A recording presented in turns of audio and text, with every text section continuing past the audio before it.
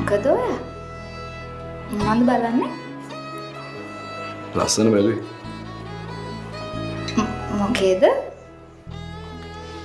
රාජකුමාරිය. හැබැයි ඉතින් හැමෝම කියන අසේද කුමාරයා තමයි ලස්සනම කියලා. ඇත්ත ඒක නෙවෙයි ඉතින් ඒ වුණාට. මොකද දෙන්න වැඩේ ගන්නේ? හිනාවෙවි පටන් ගත්තට වැඩේ 아무තු ගතියක් තියනවානේ.